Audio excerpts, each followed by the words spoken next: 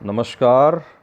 मैं doctor Vinay Singh Yadav, associate professor government college Behror Alwar, आपका इस कक्षा में स्वागत करता हूं, अभिनंदन करता हूं। और आज हम भारतीय राजनीतिक विचारकों में एक प्रमुख विचारक हैं डॉक्टर भीमराव अंबेडकर। पिछली कक्षाओं में उनके विभिन्न विचारों पर हम चर्चा कर रहे थे। आज जो उनके महत्वपूर्ण विचार हैं, उनके दृष्टिकोण या विचारों की तुलना जो है महात्मा गांधी के विचारों से करेंगे।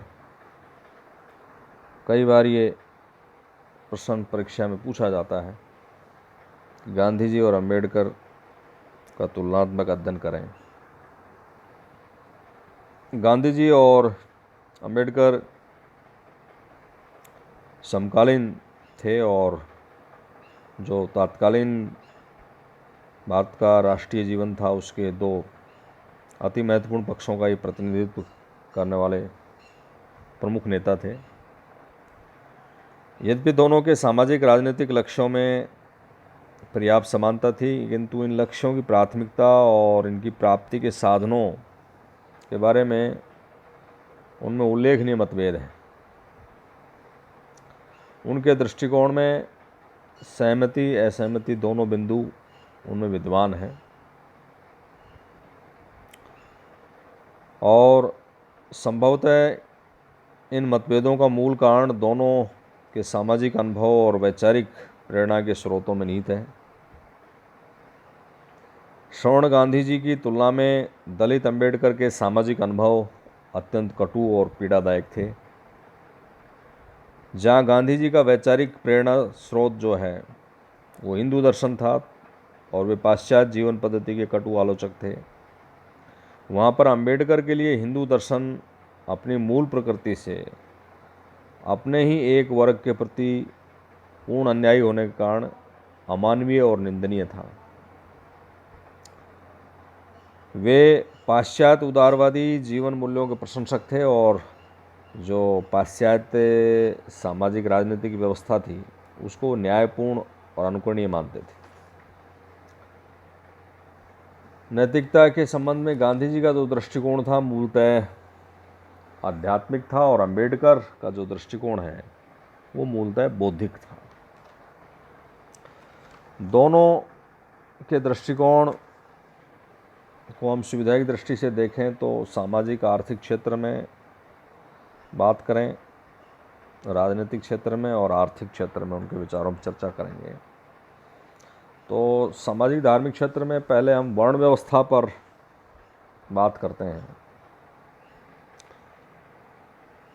गांधी जी वर्ण और जाति व्यवस्थाओं के समर्थक थे और उनका जो मानना था वो चातुर्वर्ण व्यवस्था को मूल रूप से वो वैज्ञानिक और समाज के हित में मानते थे। गांधी जी वर्ण व्यवस्था को सामाजिक संगठन का स्वाभाविक नियम मानते थे। उनके अनुसार वर्गों के साथ उच्चता और निम्नता का जो विचार है वो वर्ण व्यवस्था में आई हुई विकृति है। उनका मानना था कि वर्णों के मध्य निम्नता उच्चता के विचार के पीछे शास्त्रों की कोई सम्मति नहीं है। लेकिन दूसरी तरफ हम देखें तो अंबेडकर वर्ण व्यवस्था के घोर विरोधी थे और वे वर्ण व्यवस्था को समाज के कार्य विभाजन की सहज योजना नहीं बल्कि उनका ये मानना था कि ब्राह्मणों के द्वारा अपनी स्वार्थ सिद्धि के लिए जानबूझकर बनाई गई व्यवस्था थी जिससे समाज को उच्च और निम्न वर्ग में विभाजित कर दिया गया।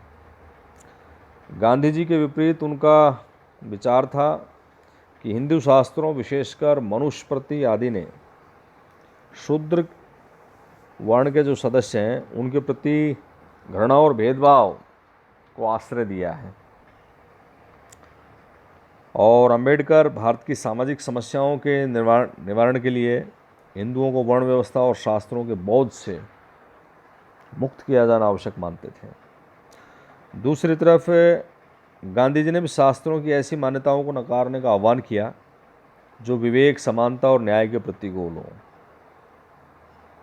ऊंच नीच या अस्पृश्यता का जो समर्थन करते हों। किंतु उन्होंने वर्णों के विचार का विरोध नहीं किया। गांधी जी ने वर्णों की समानता पर बल देते हुए वर्ण व्यवस्था की ऊंच नीच के विचार से उसको मुक्त करके शुद्ध रूप से प्रतिष्ठित करना आवश्यक मानते थे। इसके विपरीत अंबेडकर की मान्यता थी कि ऊंच नीच का जो विचार है वो वर्ण व्यवस्था में अनिवार्य रूप से अंतर्निहित है, उसके अंतर्गत है ये, और वर्ण व्यवस्था का उन्मूलन करके ही भारतीय समाज में समानता और न्याय के आदर्शों को प्रतिष्ठित किया जा सकता है। तो ये इनके वर्ण व्यवस्था के संदर्भ में विपरीत विचार हैं। अंबेडकर इसको मानव मनोविज्ञान के अनुरूप नहीं मानते, ये श्रम विभाजन की दृष्टि से भी वैज्ञानिक मानते हैं। वर्ण व्यवस्था का उद्देश्य जो है समाज में ब्राह्मणों के वर्चस्व को स्थापित करना है, और वर्ण व्यवस्था अपने अंतर्विरोधों और दोषों के कारण जाति व्यवस्था में बदल जाती है, ऐसा उनका मानना है।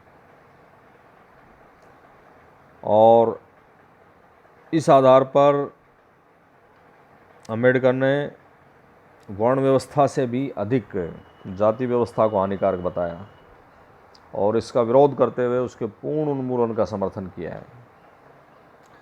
अंबेडकर का ये दृढ़ मान्यता है कि ऊंच नीच की भावना जाति व्यवस्था का अनिवार्य अंग है।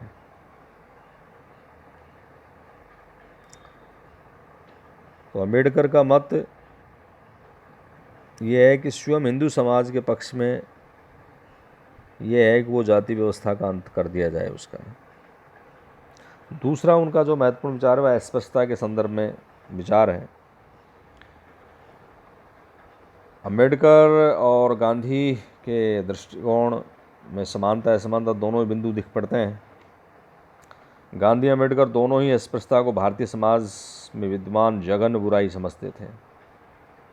दोनों ने अस्पृश्यता को अनैतिक, अन्यायपूर्ण, अमान्य माना है और उसके उन्मूलन पर बल दिया है। लेकिन गांधी और अंबेडकर दोनों का मत था कि अस्पृश्यता के उन्मूलन के लिए केवल कानूनी उपाय पर ही हमको निर्भर नहीं रहना है, बल्कि इसके साथ सवर्ण हिंदुओं के दृष्टिकोण में परिवर्तन और सामाजिक जागृति आवश्यक है। लेकिन उनमें इस संदर्भ में मतभेद भी हैं। मतभेद ये है कि अंबेडकर गांधी के इस विचार से सहमत नहीं थे कि अस्पृश्यता को हिंदू शास्त्रों का समर्थन प्राप्त नहीं है।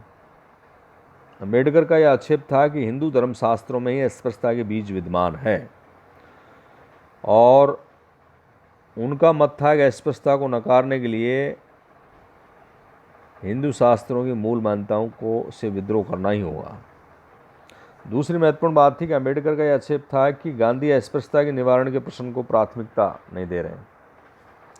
अंबेडकर ने कहा कि गांधी को अस्पृश्यता के निवारण के प्रश्न को स्वराज के लिए संघर्ष की तुलना में प्राथमिकता देनी चाहिए, क्योंकि जब तक समाज का एक बड़ा वर्ग सामान्य मानवीय अधिकारों से वंचित है तो राजनीतिक स्वतंत्रता का कोई अर्थ नहीं है। गांधी जी ने घोषित किया कि अस्पृश्यता निवारण के बिना स्वराज का कोई अर्थ नहीं है, किंतु गांधी अंबेडकर के इस मत से सहमत नहीं थे कि ब्रिटिश साम्राज्यवाद से संघर्ष को स्थगित करके पहले अस्पृश्यता निवारण के लिए या दलितोद्धार जैसे प्रश्नों को हल किया जाए और उसके बाद राजनीतिक स्वतंत्रता के लिए संघर्ष किया जाए। अंबेडकर के मत में अस्पृश्यता का कलंक विदेशी दासता की तुलना में अधिक गंभीर था, और वह अस्पृश्यता के निवारण को प्रथम वरीयता देकर के ब्रिटिश दासता से मुक्ति के प्रश्न को उसके बाद देते थे। गांधी जी के लिए विदेशी दासता और अस्पृश्यता दोनों ही भारतीयों के माथे पर गंभीर कलंक के समान थे। इसलिए भारतीय समाज को इन दोनों ही कलंकों से मुक्त करने के लिए उन्होंने वो एक सजग, संगठित और संघर्षशील समाज बनाना चाहते थे। तो इसमें बुनियादी अंतर यही है कि अंबेडकर जो है कि मानते हैं कि ये जो अस्पृश्यता का विचार है ये वर्ण व्यवस्था में अंतर्निहित है। वर्ण अस्पृश्यता जो है हिंदू धर्म का अंग वो मानते हैं, और इसके बीज जो है धर्मशास्त्रों के बीच में उल्लिखित हैं।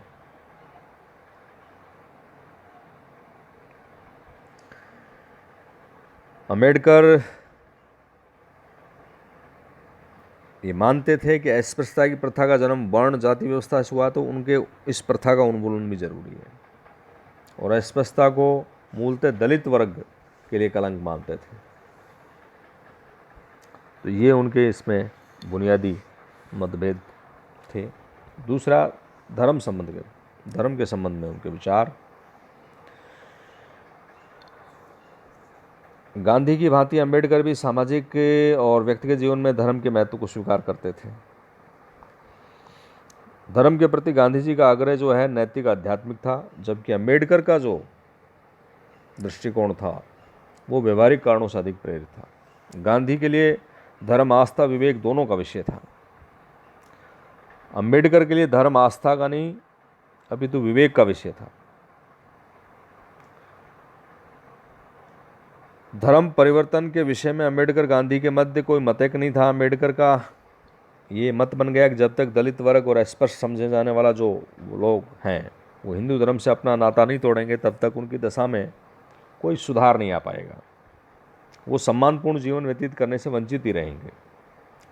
अम्बेडकर ने दलितों का आह्वान किया कि वो हिंदू धर्म को त्याग करके बौद्ध धर्म को अपना लें, जहाँ समता और समानता आधारित है। लेकिन गांधी जी उनके इस विचार से सहमत नहीं थे। उनका मानना था कि धर्म परिवर्तन से अस्पृश्यों या दलित वर्गों की दशा में कोई वास्तविक सुधार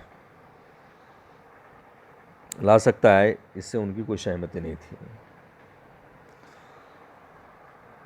इसी प्रकार राजनीतिक क्षेत्र में यदि हम देखें तो गांधी जी, अम्बेडकर दोनों ही भारत की दासता को कलंक मानते थे और स्वतंत्रता के समर्थक थे, लेकिन कुछ मतभेद थे उनमें। गांधी जी अस्पृश्यता और भारत की स्वतंत्रता दोनों को कलंक मानते थे और दोनों के विरुद्ध वो एक साथ संघर्ष के समर्थक थे। किंतु अम्बेडकर का मत था कि राजनीतिक स्वतंत्रता की तुलना में अस्पृश्यता की समस्या अधिक महत्वपूर्ण है, इसलिए वो पहले अस्पृश्यता की प्रथा का अंत करना पसंद के समर्थक थे और उसके बाद भारत की राजनीतिक स्वतंत्रता के लिए प्रयत्न।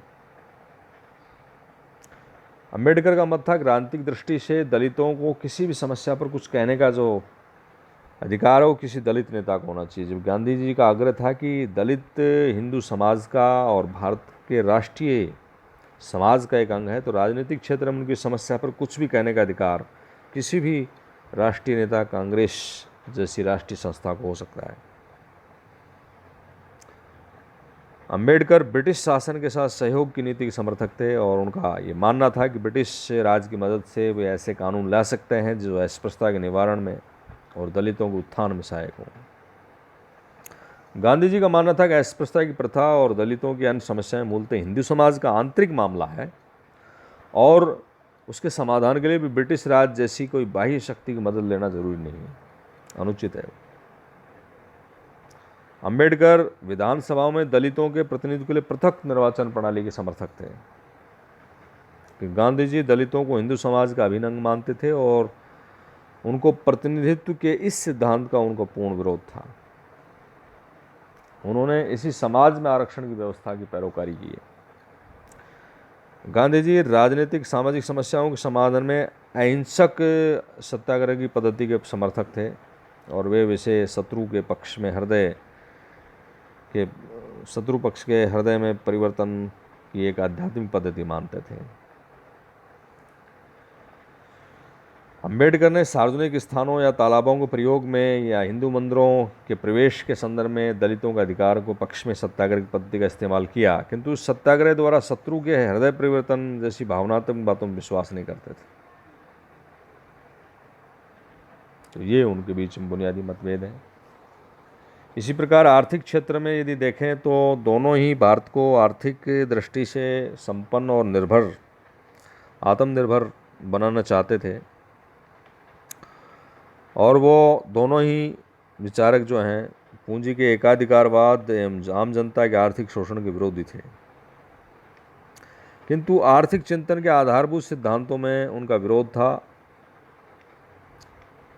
गांधी जी के आर्थिक चिंतन में अपरिग्रह का सिद्धांत का विशेष महत्व है और वे अहिंसा का अर्थव्यवस्था की स्थापना के समर्थक थे और ट्रस्टीशिप जो उनका सिद्धांत था वो आर्थिक न्याय की स्थापना का अचूक सिद्धांत था। गांधी जी औद्योगिकरण और किसी प्रकार की जो केंद्रीकृत अर्थव्यवस्था जो थी उसके विरोधी थे। वो अर्थव्यवस्था में ग्राम स्वराज की धारणा पर वो आधारित थी उनके विचार, जिसमें वो लघु और कुटीर उद्योगों को महत्वपूर्ण स्थान उसमें था। इसके विपरीत जो अंबेडकर का मानना था वो अधिकतम लोगों के अधिकतम हित यानी अधिकतम आवश्यकताओं की पूर्ति के लिए अधिकतम उत्पादन का आर्थिक जो दर्शन था, अधिकतम आवश्यकताओं की पूर्ति के लिए अधिकतम उत्पादन, वो पाश्चात्य अर्थव्यवस्था के समर्थक थे और तीव्र आर्थिक विकास के साथ साथ आर्थिक समानता स्थापित करना चाहते थे। और इसके लिए वो राज्य समाजवादी अर्थव्यवस्था के आदर्श को अपनाना का समर्थन वो करते थे। तो ये गांधी जी और अंबेडकर के विचारों के बीच में समानता और असमानता के विचार हैं। परीक्षा की दृष्टि से काफ़ी महत्वपूर्ण टॉपिक है। धन्यवाद।